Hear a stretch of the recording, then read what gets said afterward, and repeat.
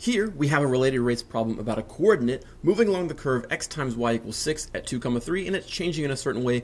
Our goal is to figure out how fast the y coordinate is moving. What I'm going to do is I'm going to take all this information and put it in a chart. This is what we usually do when we do a related rates problem. So we have x equals 2. We have y equals 3. We're told the x coordinate is increasing at 4 units per second. What is that? Well, that's our dx dt. That's telling us how fast x is changing with respect to time. That's saying dx dt is 4, and it's positive 4 because it's increasing. That's something to bear in mind. We're trying to figure out how fast is the y coordinate moving. So we're going to say dy dt equals question mark. We don't know what that is, but we want to find it. Okay, now that we've got our chart made, let's go ahead and take the derivative of this expression because it's going to help us figure out the answer to this question. We're going to put all these numbers into the equation we get after we take the derivative and then solve for the one that we want. Okay, the derivative of x times y is going to require the use of a product rule. So x times y, the derivative of x times y, remember, we're going to take the derivative of x, leaving the y alone, then we're going to take the derivative of y, leaving the x alone, and add them together.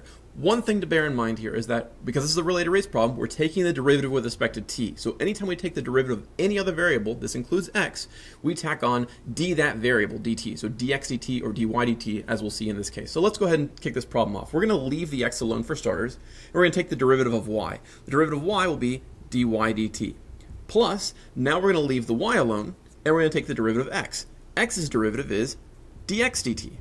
And then we have 6, the derivative of 6 is just 0. Now, I know you might be a little confused or a little bewildered because of this idea, this notation of dx dt and dy dt. But one thing to remember is that for related rates, we're always taking the derivative with respect to time. And so t is our variable now, not x. X is the one that always would just vanish or take, if we took the derivative of x, it would just become 1, right?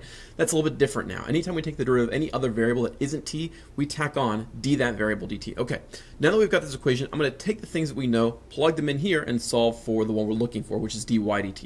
We know that x is 2, dy dt we don't know, so I'm going to leave as dy dt. Y is 3, and dx dt is 4. Okay, so equals 0. I'm going to say 3 times 4 is 12, subtract that over and divide by 2, and we get dy dt equals -6. Now be careful because the question actually, sometimes they might ask you for speed. Now speed means you can only have a positive quantity for speed. So speed, even though the y coordinate is moving down at 6 units per second, the speed is +6, and we can say it's moving down, so moving in the negative direction, so moving down. And that gives you your final answer.